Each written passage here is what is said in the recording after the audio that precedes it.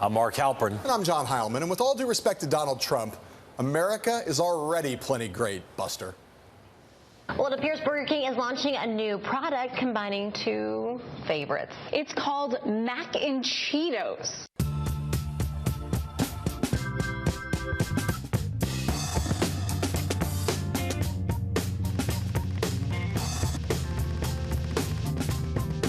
I know you do. You want a mac and Cheetos. I know you do. This is the only thing you want. It's all you're going to eat for the next month. Happy National Teleprompter Day, sports fans. Today in Gotham City, Donald Trump stepped up to a pair of prompters and delivered his long-awaited, thoroughgoing roast of Hillary Clinton. He mostly stuck to his script as he worked his best lines on Clinton's record on foreign policy, the economy, Wall Street, and pretty much everything else he could think of. She believes she's entitled to the office. Her campaign slogan is, "I'm with her." You know what my response is to that?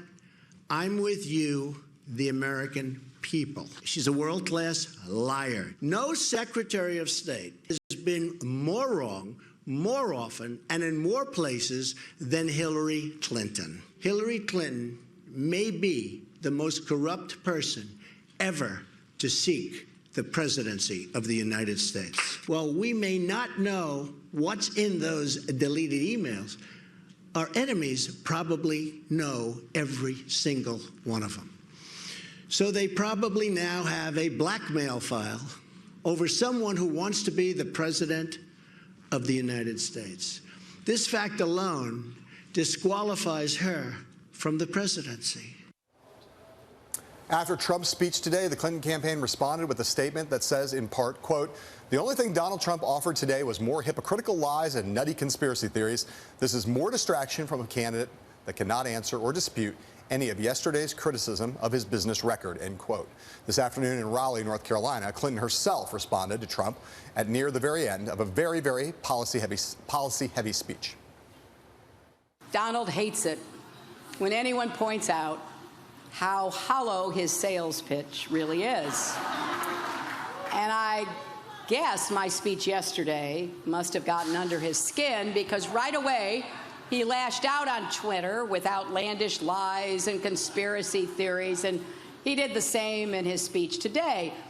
Now think about it. He's going after me personally because he has no answers on the substance. Mark, the Trump campaign still plans to roll out a new website, lyingcrookedhillary.com, in the coming days. How do you think their efforts, as of today, are to frame Hillary Clinton for the general election going? I thought the themes Trump chose about changing Washington, about the country not being able to rely on Hillary Clinton to change things, questioning her veracity, I thought those were all very well chosen, and I think he'll keep those up. Speech was decently written. He still now on prompter is better in some ways, but sucks the energy out of another. I think the big problems were a couple. One is the Clinton team came back responding hard, as they do, and Trump's now being held to the standards of a normal campaign. Yeah.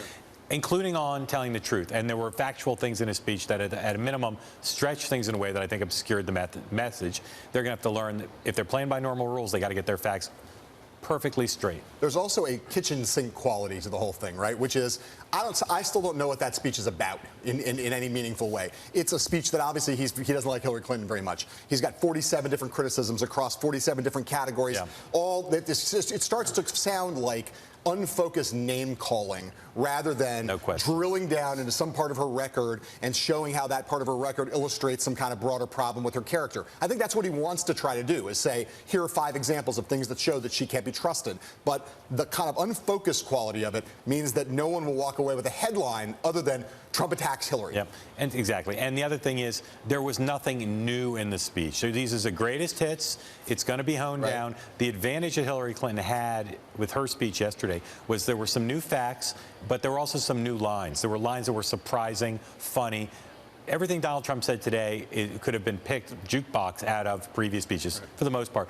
I do think, though, again, in looking at just the content, this is the frame, if he's going to win, is going to win it for him, which is you can't change Washington with more of the same. There are people in Democratic circles who get upset when we say this on this show. I want to be clear about this. Donald Trump is more unpopular than Hillary Clinton. But Hillary Clinton has problems with her popularity and with her trustworthiness in the middle of the electorate. She has those problems. Okay. All right.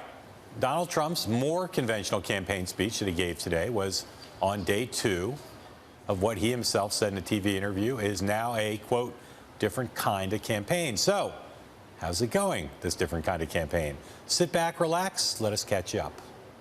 Donald Trump, presidential, trying again. Here's what happened. Conventional candidate, conventional campaign. Endorsement from a big name. Check. Kind of. Speech preview from a big name. Check. Kind of. Surrogate for the Trump campaign, former contestant on season 3 of The Apprentice. Sticking to the script. Check.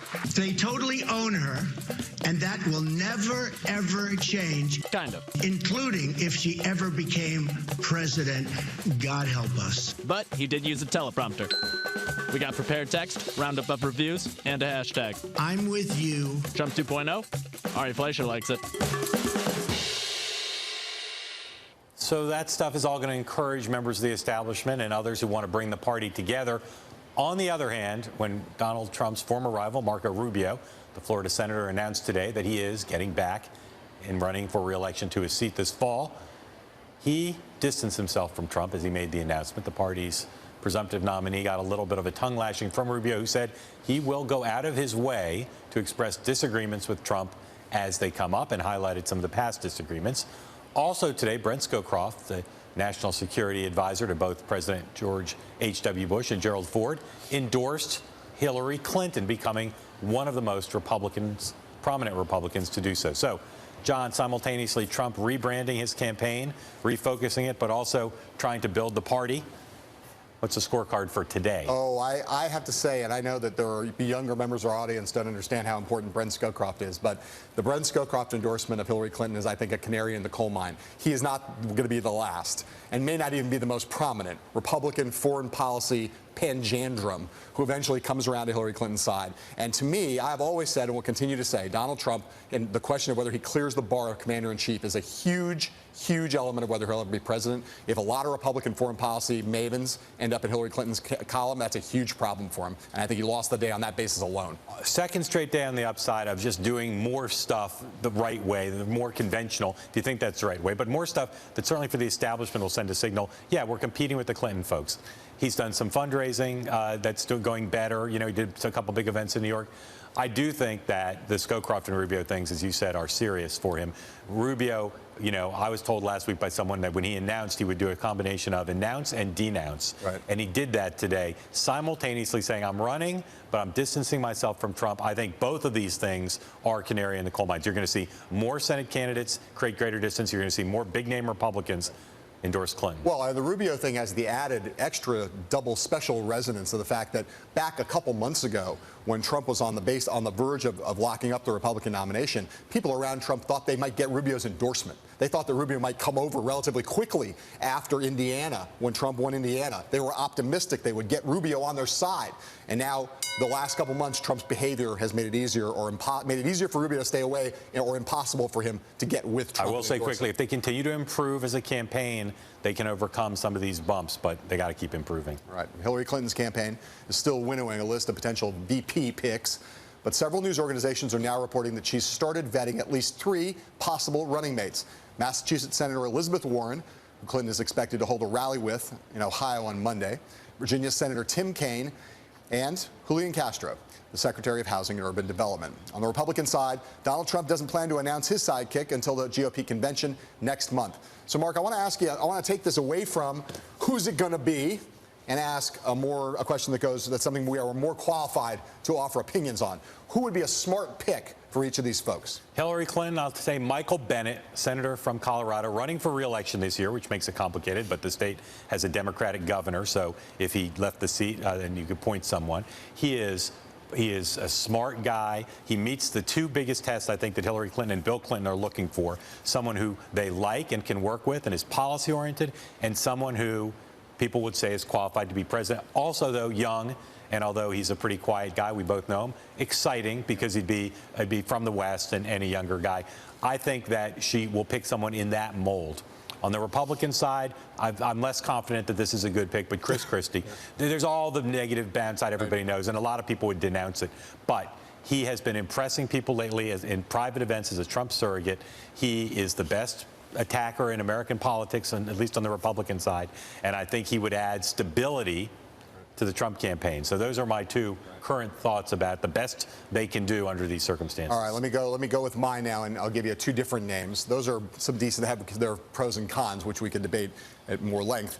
I'm going to start on the Republican side, where I think, again, because of what I said a second ago, I still think this commander-in-chief thing matters a lot to Trump. And so finding someone with national security bona fides is really key. I don't know who that could be. There was a time when we talked about Bob Gates, but I think that is now completely out the window given the way that Trump treated Gates after Gates criticized Gates and Scowcroft are pretty close. Wildly, so. Gates and Scowcroft are very close. You know, Bob Corker, who was someone who people talked about for a little while. Corker's been kind of negative on Trump in recent days, but he's not fully been denounced by Trump nor fully drifted away. If he could pull Corker, the chairman of the Senate Foreign Relations Committee, on side, that would be, I think, a win for Trump. On the Democratic side, I continue to say Hillary Clinton, Elizabeth Warren, the excitement, the degree to which she has become such a powerful surrogate for Hillary Clinton. And I'll say that two of our colleagues at Bloomberg Politics cited today the Bloomberg Politics national poll of the general electorate. Only half of the Sanders voters, Bernie Sanders voters right now, say that they will vote for Hillary Clinton. If that is true, that is a huge problem for her. There's only one solution, and it's Elizabeth Warren. Once he endorses, that won't be a problem. She's not picking Elizabeth Warren, I'm certain. This block was not supposed to be about what was going to happen. It was about what we thought was smart. Not smart. See, today, Speaker Paul Ryan pitched the House Republican plan to do away with the Affordable Care Act and replace it with something else. That was outlined in a 20,000-word policy proposal that would repeal the Affordable Care Act and replace it with a system that offers tax credits to help people buy insurance, expands health savings accounts, and allows people to buy insurance across state lines. It would also provide $25 billion for states to set up and run high-risk pools and make a number of changes to Medicare, undoing state expansions and increasing the eligibility age eventually over time to 67. But Ryan's plan also would keep intact some of the more popular elements of the current law, allowing people to stay on their parents' health plans until they're 26 and preventing insurance companies from denying coverage to people with pre-existing conditions. So, John, is this a good set of policy proposals, mostly familiar to people who've looked at Republican health care reform, and is it good politics? Well, I'll start with the politics first. It's good politics in one sense, a crucial sense. Republicans have for a long time said repeal, repeal, repeal. Occasionally they say repeal and replace, but they've not really ever had a plan. Now, at least this is a plan, and so it's good for them to be able to stand up and say they have a plan, something to replace Obamacare with if they repeal it. I think on the policy it is very familiar and still would not, I think, on the merits, push the country more towards universal coverage. And to me, that is still the undone business of Obamacare, is that we're still not to 100% coverage like every other major Western industrialized country. Ryan is pressing the notion of quality over quantity. He acknowledges that the Affordable Care Act covers a lot of people, not necessarily universal, but quality matters. And I think on the political side, it is smart, preserving those popular parts of the new law, the current law, but also going to things in a way that's well explained in this document. Now, it's not legislation, but it's well explained to get people to understand how this could make their lives better. It's one of the few times I think Republicans have proposed something this big of late that actually does focus in its rhetoric and in its policy and saying, you may not like every element of this, but this is a package of things that could lower costs and improve quality. I think this is a smart step, and Ryan is smart to drive it. Be interesting to see if Trump embraces it. Very interesting. I wouldn't count on it. All right, coming up, a lot more on today's volley between Hillary Clinton and Donald Trump and their dueling speeches, and the state of 2016 fundraising at the presidential level after these words from our sponsors.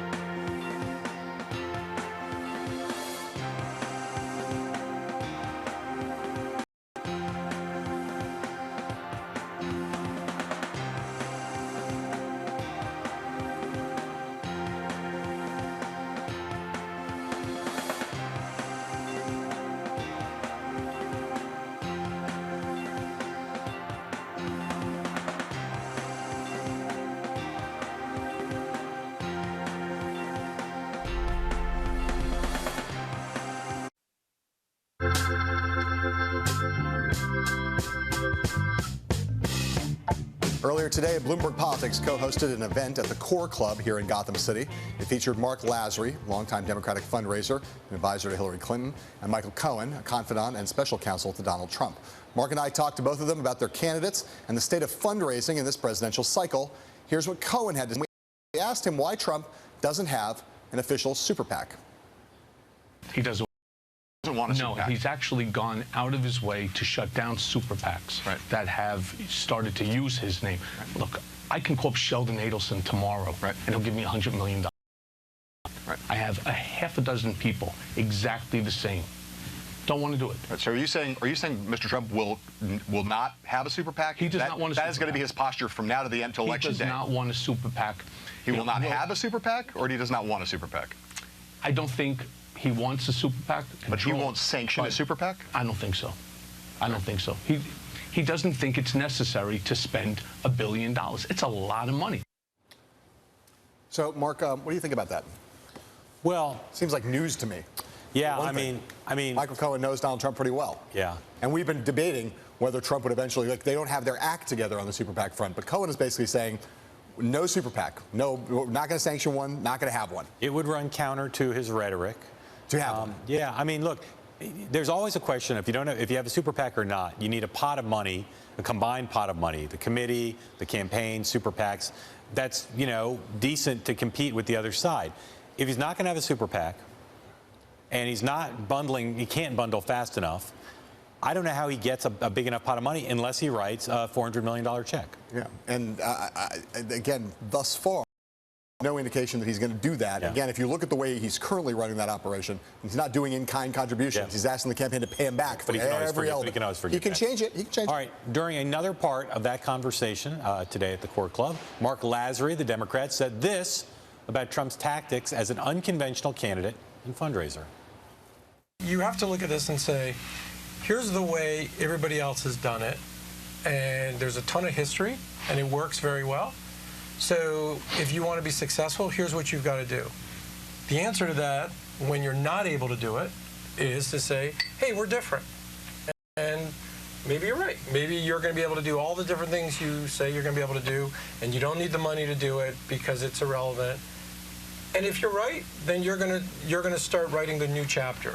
I would argue that that is so far off how you're going to end up winning this nomination that I think it's great. So obviously that is a pretty good representation of what Democrats are saying now, which is that they're happy. Yeah, that this is not that Trump can say he's unconventional all he wants, but you need a certain amount of money to be competitive. Yeah, well, and look, I mean, it is clearly the case that Donald Trump was able to vanquish his a relatively weak but large and fractured field of Republicans by feasting on earned media, free media coverage. I just, you look at, I understand why Mark Lazary looks at right now the disparity of spending on advertising, for instance, in the battleground states, and feels comforted by the fact that that disparity will probably narrow, but might not narrow to anything like parity over the next few months. Right. Very tough for Democrats to see how this works. Still tough for Republicans to see how it works. But if Trump can keep the polls, get the polls closer, then they may accept the fact that he simply doesn't need as much money. And he doesn't have much time to spend raising money at this point. Yeah. All right. When we come back, a deeper dive into those dueling speeches by Donald Trump and Hillary Clinton today, we'll break them down, both of them, after this quick break.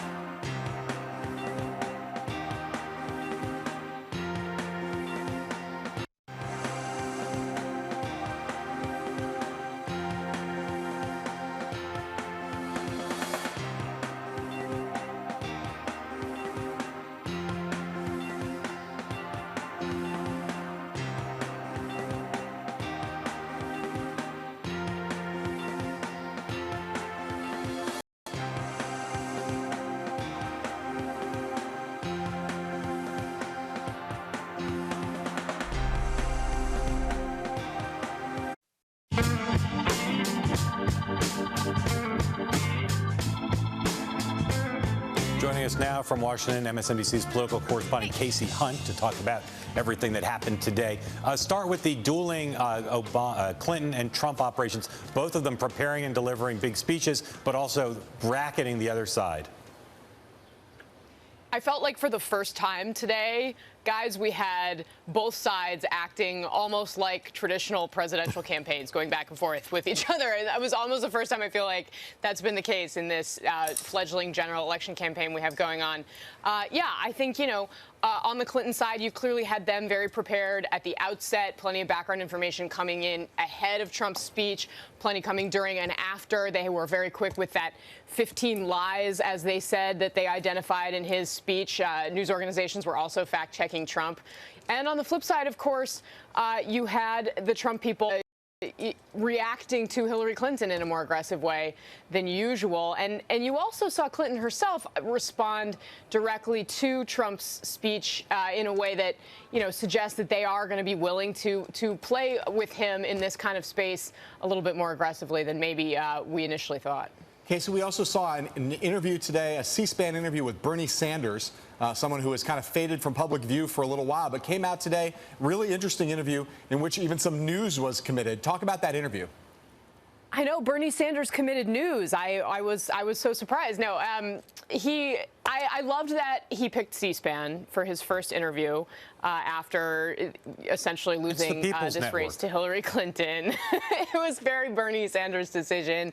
And he acknowledged finally that he doesn't expect that he's going to be the Democratic nominee. And he also laid directly some of the things he says that he wants and expects. He said that both sides are negotiating. He said that he expects a speaking slot at the convention and that he wants to chair the help committee in the next Senate. So all taken together, though, I felt like this is really a significant and concrete step in the direction of him eventually supporting Hillary Clinton. And, of course, now he's scheduled that speech for New York for tomorrow. So I wouldn't be surprised to see him go further than he has in that set of remarks. Earlier today, you were up on Capitol Hill when Hillary Clinton showed up to meet with the House Democrats.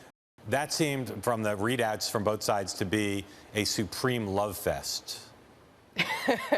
That is not an inaccurate way to describe it. It was kind of a celebration. She got, a gift for her new grandson from Nancy Pelosi. They were making fun of Congressman Becerra for how badly he wanted to be Hillary Clinton's VP. The mood was very jocular fun. Everyone seemed to be having a good time. I think, that also ties into where Bernie Sanders is right now, because it's very clear that Democrats are both united but also very excited about what they've managed to accomplish, and they're very excited about getting behind Hillary Clinton. If anything, the only thing that anyone seemed unhappy about was the idea that she wasn't going to come to all 50 of their states and campaign for them. A lot of these House members have interest in seeing her show up in places that might not make natural sense during the presidential campaign. Casey, do you have a sense? We talked earlier about the Brent Scowcroft endorsement for Hillary Clinton today, which is a pretty big deal that he's going to vote for her.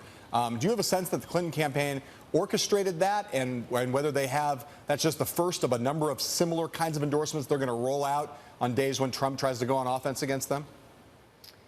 My sense is that the Clinton campaign has all the way along been keeping up careful conversations with people that fit into this category of description. And I don't think it's just national security types necessarily. I think it applies to donors in some cases as well. But I do think they feel like there is an identifiable universe of Republicans who are so uncomfortable with Donald Trump and who, frankly, have known and worked with the Clintons for many, many years, who might be open to this. I think, when you're listening to people like Lindsey Graham, he was at an event I covered in Washington with Joe Biden at CNAS, the Center for New American Security, and he was trashing Trump kind of left and right and had good things to say about Hillary Clinton. I think you're going to see more of it. Okay, Casey Hunt in the NBC News Washington Bureau. Casey, thank you. When we come back, we go back into the center. Big speeches from Trump and Clinton today. We break them down, show you more of them, and talk about what's behind the words they use.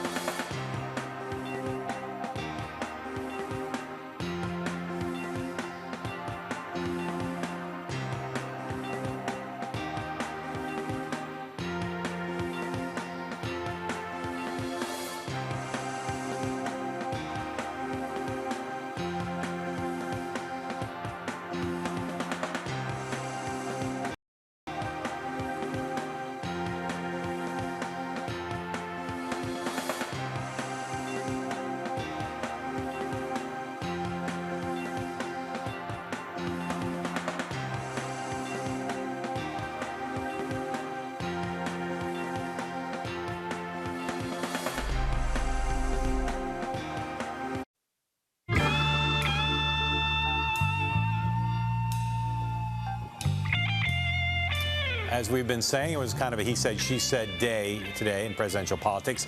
Get used to it. Hillary Clinton and Donald Trump both took aim at each other in those dueling speeches. Trump was here in the city. Clinton held an afternoon rally in North Carolina. We're going to talk speeches. We're going to start with Trump, beginning with, from his speech this morning in New York, a not so subtle appeal to supporters of Bernie Sanders. We'll never be able to fix a rigged system by counting on the same people who have rigged it in the first place.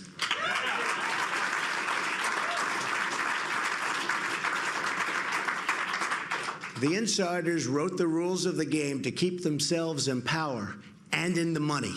That's why we're asking Bernie Sanders voters to join our movement, so together we can fix the system for all Americans so important. So, again, I think this change theme works for him. I'm increasingly skeptical that he'll get very many what we would think of as classical Bernie Sanders supporters, but I do think change, people who want change and just don't like Hillary Clinton, that is where he needs, in those Rust Belt states, to just thrive. I have been utterly, totally skeptical about the notion that very many, if any, Bernie Sanders supporters would end up in Trump's column. And then, you know, we did our Bloomberg Politics national poll, which said of the Sanders voters, 55% for Hillary Clinton. The next biggest group, 22% in that poll, said they would or were open to voting for Trump, and 18% for Libertarian Gary Johnson. So, you know, Trump is not doing, he's been doing this Sanders thing for a while. Yeah. Some of it, I thought, was just to stir up mischief as the Democratic nomination fight went on. It's clear that at least there's some Sanders voters who might be available to him, and this is not crazy what he's doing. Yeah. Whether he can bring them over or not, unclear. But some of those are the independents. They're not Democrats. They're not the Democrats who support Sanders, but there are a lot of independents who do not like Hillary Clinton, who think she's corrupt. And, I mean, again, that comes from our poll. Yeah, and look, and Trump's going to go after him. Unless something changes dramatically, Trump is going to win this narrowly. If he wins it, he's going to win. He would win it narrowly. Every vote, targeted. And these national polls, as interesting as they are in some ways, you know, he's going to get California Bernie Sanders supporters, New York City Bernie Sanders supporters. No, but can he get people who are Sanders-like supporters in Ohio, in Wisconsin, in New Hampshire? There's some indication that he can, and he can play offense with them rhetorically with this message. I'll say once again, talking about change and talking about special interests, a little bit harder when he's doing fundraisers at Le Cirque with billionaires and millionaires, but still trying. Yeah, still trying. All right. Trump also spent a fair amount of his speech talking about Clinton's tenure as Secretary of State. In 2009, before Hillary Clinton was sworn in, it was a different world. Libya was cooperating. Iraq was seeing a reduction in violence, believe it or not. Syria was under control. Iran was being choked by sanctions. Egypt was governed by a friendly regime that honored its peace treaty with Israel. Something very nice, because, by the way, Israel was totally mistreated by the United States. ISIS wasn't even on the map. Fast forward to 2013. In just 4 years, Secretary Clinton managed to almost single-handedly destabilize the entire Middle East. Okay, so there's no doubt, we've known all along, that Donald Trump was going to go after Hillary Clinton on foreign policy, that he was going to try to link her to the Obama administration's foreign policy record.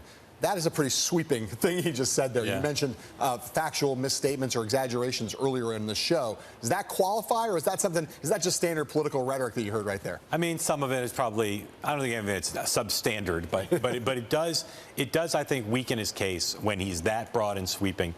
There are stronger points to make, which he knows. I think the problem with that section, from a performance point of view, is he hasn't internalized it. When he's too busy reading off the prompter to make it emotional. I do think he believes it all. I do think he feels it in his bones.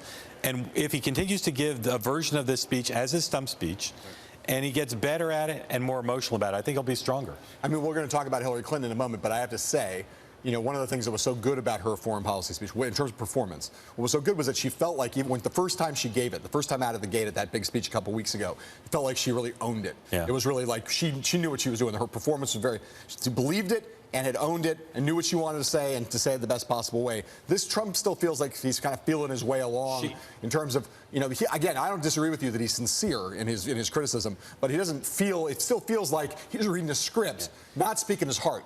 Here, we've seen 3 of the 4 pieces here. We've seen Clinton go after Trump very compellingly on his foreign policy inconsistencies and some of his statements. We've seen Trump now go after Clinton hard, and we've seen Trump talk about his foreign policy. There's a lot of holes in it. It doesn't, but we've seen him talk about how he'd be different in some ways. What we haven't seen is her go out there and make a really robust case in the context of the campaign to say, here's why I'm on foreign policy. She does it occasionally, but it's not been as much a part of her brief as you would think, given her most recent job. That, I think, is going to be a fascinating discussion, and I think that will be fully joined only when we get to the actual debates. When those debates occur and foreign policy is a topic, it's going to be fascinating to see, is Trump ready? Because we know for a fact she will be ready on foreign policy to defend herself and to go on offense against Trump. Yes, and she just, I mean, the bottom line is, I mean, I say this without any partisan orientation whatsoever. She just knows more about the world than he does. Yeah. She just does. She knows more about this stuff. That's not to say their foreign policy record's perfect or invulnerable in any way, but she's going to have the factual and historical and policy advantage in that argument. And he leaves himself vulnerable in the debates, jumping ahead a couple months, leaves himself vulnerable to her charging at him rhetorically and him not having the answer. Right. And I suspect she'll try to bait him maybe into some sort of factual situation where he just can't compete, and he will be fact-checked, and he needs to get used to that. He has not been fact-checked very much. He can tell. He better tell from today forward, with the help of the Clinton folks, the media will be fact-checking him rigorously. And given the stakes for him on national security and the bar he has to clear, if he makes one big mistake, if he makes one big Gerald Ford mistake, it could all be over. Yeah. It could all be over for him. He's under a lot of pressure there. All right, up next, we look at Hillary Clinton's rebuttal speech, focusing on her economic ideas and more criticism of Donald Trump. That was in North Carolina, and we'll show you excerpts from that in a moment. If you're watching this program in Washington, D.C. on the television, you can also listen to our show live on the radio. We can be found at Bloomberg 99.1 FM. We'll be right back.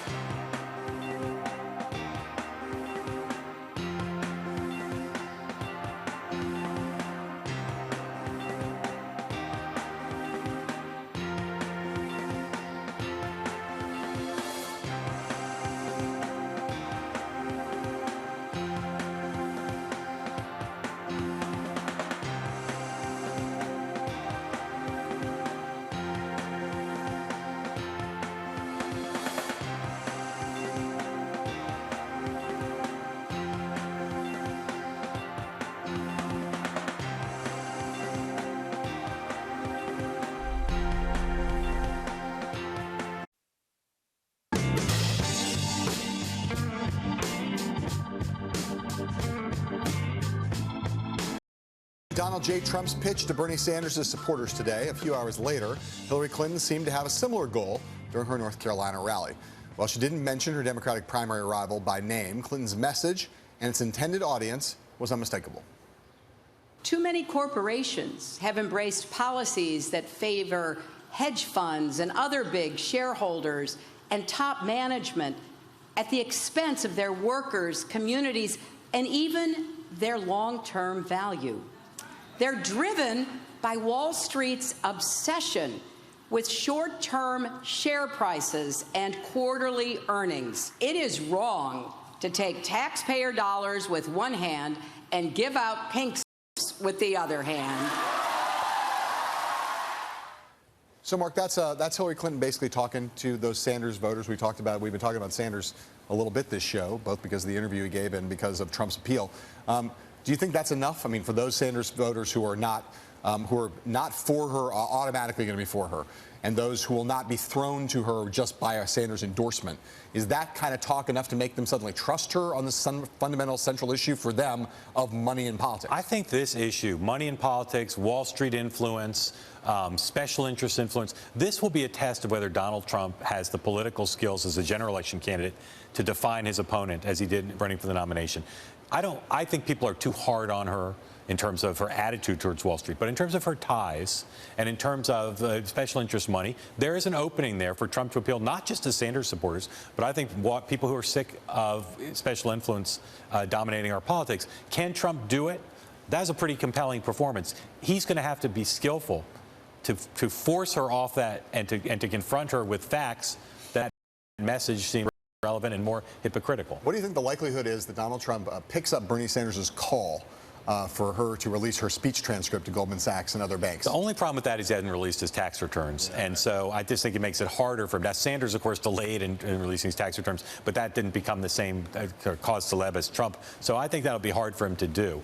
But I got to say, we can't really be the candidate for full disclosure when you haven't released your tax returns. I have to say, Mr. Trump. We had some children visiting our set the other night. They were under 10, and they were all talking about Hillary Clinton's unreleased transcripts. Yes. So that is an issue that perhaps he can go after. But what they should be talking about, though, is Donald Trump's unreleased tax returns, which he really still should release, right? I mean, I think we're in agreement certainly about there's more tradition on that. The man should release his tax returns. Donald Trump, release your tax returns. All right. Secretary Clinton also spent some time today in her North Carolina speech defending her family's foundation, which Trump in his speech accused of being corrupt.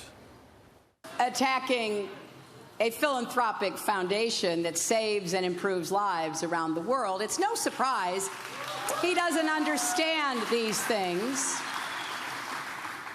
The Clinton Foundation helps poor people around the world get access to life-saving AIDS medicine.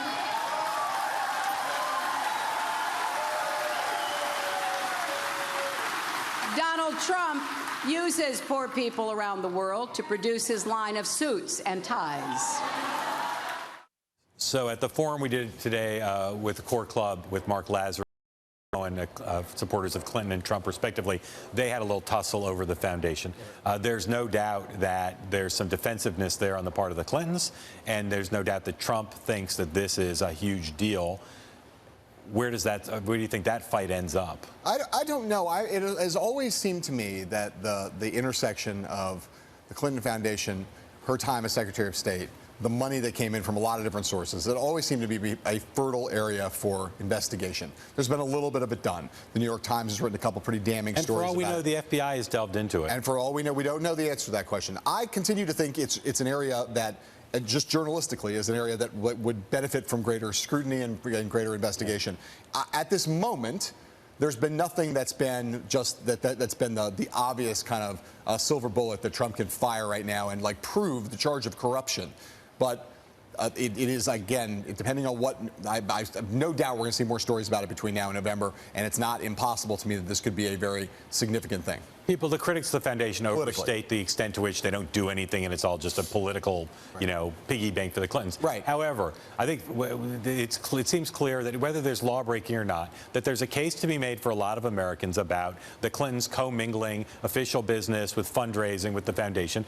But this is, again, another case, another test of Trump's discipline. To make that connection in a way that's understandable and resonant and new and gets coverage requires a lot of discipline, a lot of skill. It's well short of any kind of discipline. Is Trump more likely tomorrow when he's out doing a rally, or not tomorrow, but next he's out doing a rally, is he more likely to remember how to talk about that in a specific way, or talk about how much he likes Wayne Newton? Well, it's a coin flip. No, and if I had to call it, I'd call it for Wayne Newton. Right, and it's the kind of thing that you would think that by this point in the campaign that Trump would be. I mean, again, we're still early in the day's general election, but Trump agrees with you. This goes to an issue that you would think he would be if he were armed with proper oppo and with a properly constructed argument. Again, we did not see that today. What we saw was, again, kitchen sinkism, but like a properly constructed argument. Imagine if George Walker Bush was running against Hillary Clinton and could talk about the foundation. He'd have it. He'd have it nailed. He'd have it down. He would. All right. Up next, Democrats staged a dramatic protest on the House floor today. We'll tell you all about that when we come right back.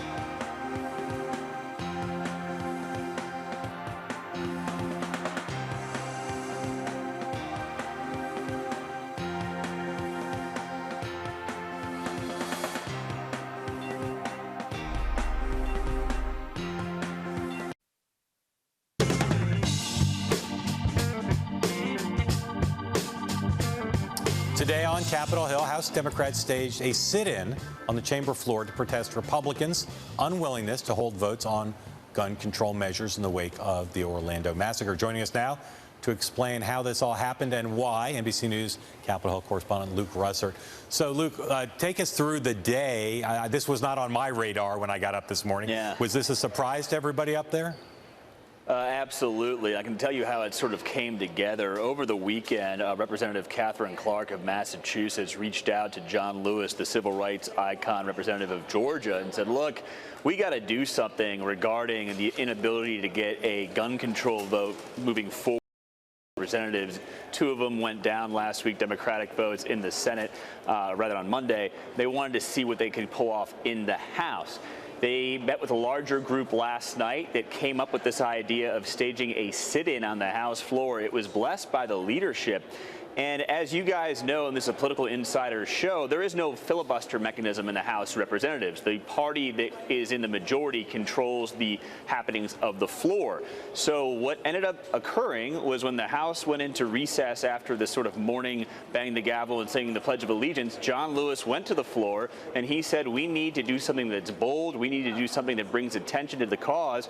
And literally about 40, 50 members of the House Democratic Caucus sat in the well of the House in the chamber.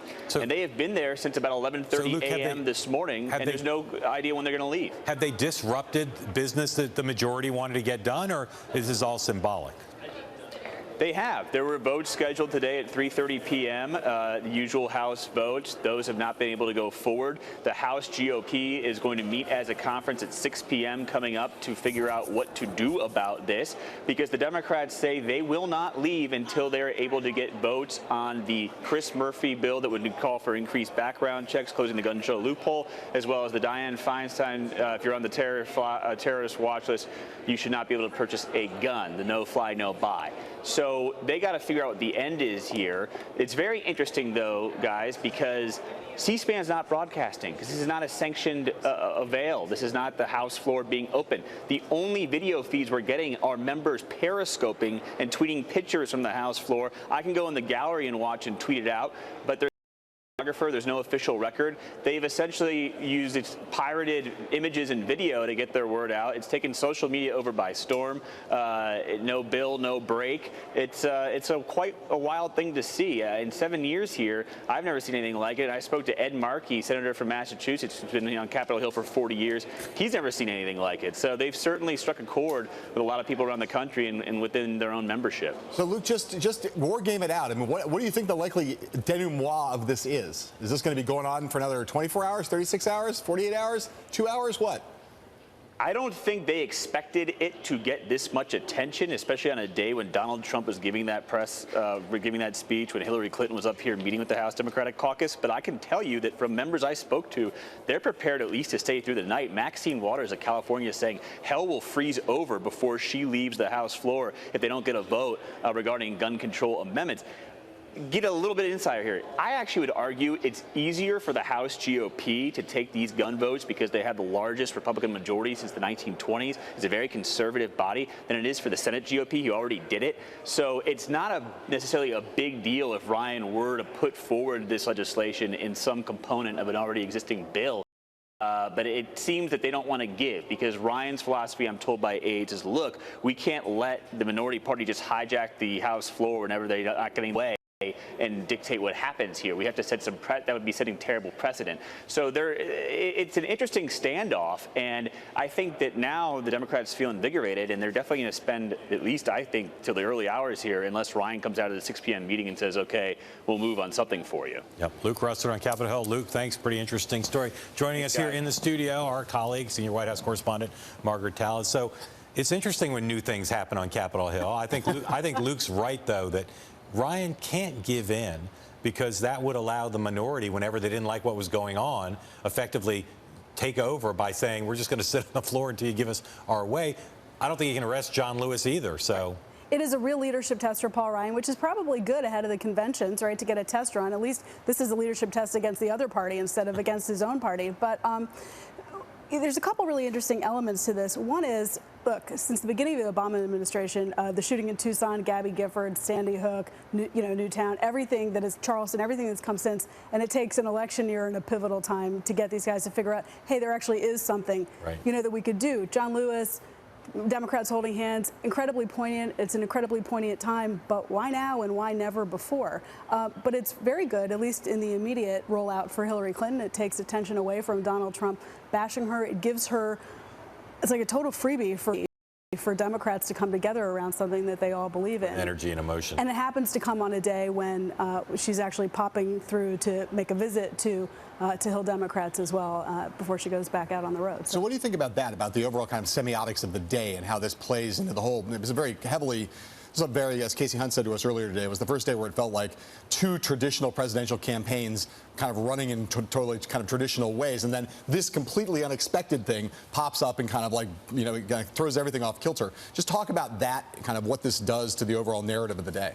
Yeah, it's really interesting because we knew that Clinton was going to be meeting with the Democrats, but also giving her speech in Raleigh.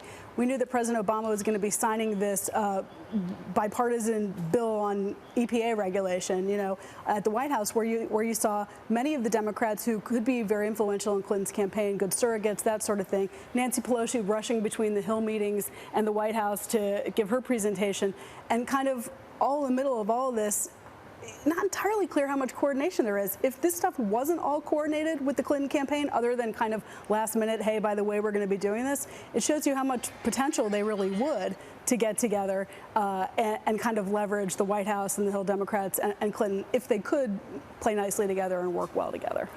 Folks at the White House, Josh Earnest seemed pretty pleased by the aggressiveness of this. Are they going to rely on their Hill allies, or do you think the president may engage in more public campaigning to try to move this kind of legislation? God, it's a $64,000 question, right? I mean, this is one of these issues where in the last few years, he has tried to calibrate whether him getting personally involved would just screw it up more for the Democrats. And his goal at this point, in addition to getting another Democrat elected president, is to actually get something done. He'll get credit for it whether or not he was involved or not. If he makes it worse, he'll keep his hands off of it. Otherwise, he'll get involved. Margaret Talbot, thanks very much. John and I will be right back.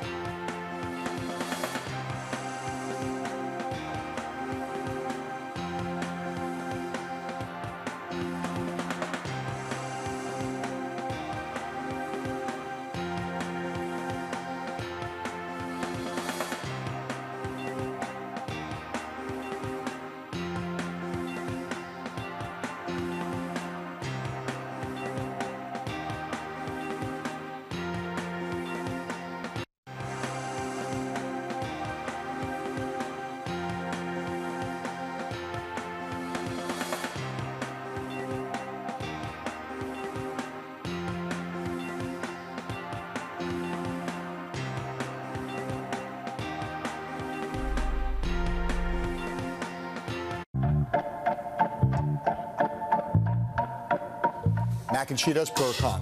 Oh my God, disgusting. Okay, disgusting, but you'll still eat them. I don't like mac and cheese and I don't like Cheetos, so there's really nothing for me there except I'm a big fan of preservatives. It'll be good for you. Right now on BloombergPolitics.com, there's a news story by Josh Green and Sahil Kapoor about Bernie Sanders supporters who they say would support Hillary Clinton. Check it out. Coming up on Chang talks to AOL co-founder Steve Case. Yay, Steve Case. Until tomorrow, we say to you, for tomorrow, sign on. Same bad time, same bad channel.